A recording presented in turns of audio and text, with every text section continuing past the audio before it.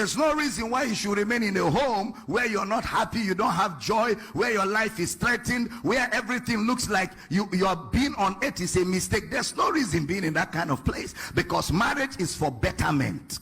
It's not for better and for worse, it's for better. Two are better than one, not two are worse than one. Two are better. So if you get married to somebody, at the moment you get married, things should start getting better in your life. Now, don't get me wrong. Better doesn't mean, doesn't mean that you should have plenty of money. We're not talking about money now when we're talking about better, because there are people that are rich and they are depressed. So money is not equivalent to happiness. Money is not equivalent to a better life. What is equivalent to a better life is the quality of life. And let me be honest, most times the quality of life is not dependent on your account balance. Because a man's life does not consist in the abundance of things that he possesses. You're not defined by what you have. You are defined by who you have. You're not defined by what you have. You are defined by who you have. If any man glory, let him glory in this, that he knows me. So the knowledge of Christ is the true definition of a man's worth.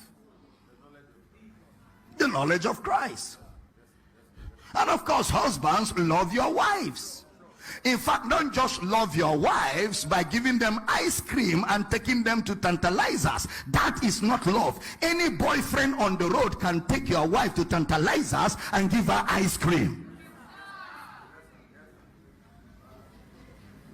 Loving your wife is not ice cream.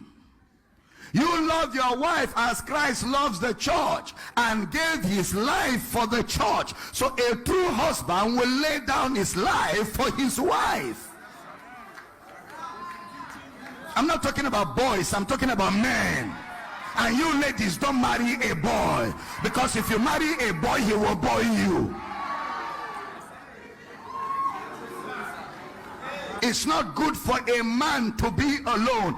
It didn't say it's not good for a boy to be alone. That's why a student in secondary school has no business having girlfriends, and a girl in secondary school has no business having boyfriends. In fact, even in the university, you have no business having boyfriends and girlfriends. Why? Because if your eye is double, your body will be full of darkness. You can't pursue two things at a time. If you are in school, pursue school, graduate well. And let me tell you something else. I am an advocate that ladies should not get married in poverty.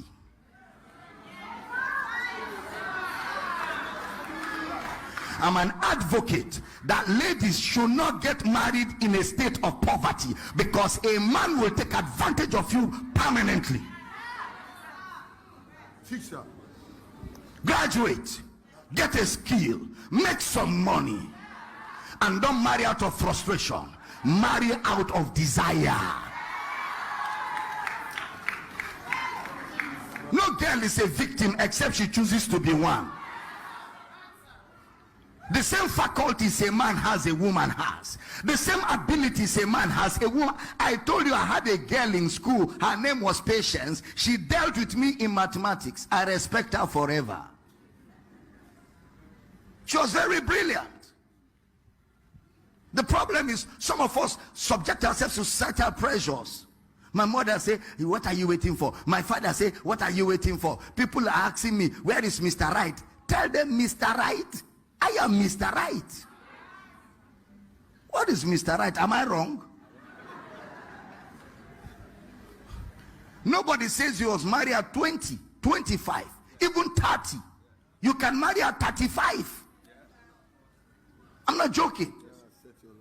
It's better to set your life, even if it takes you 40 years to set your life before you get married, than to marry and be victimized. You are begging for pocket money, you are begging for transport, you are begging for feeding money, you are begging for monthly allowance, you can't do anything until a man puts his hand in his pocket. After a while he will tell you, I don't have, and you play the victim. But when you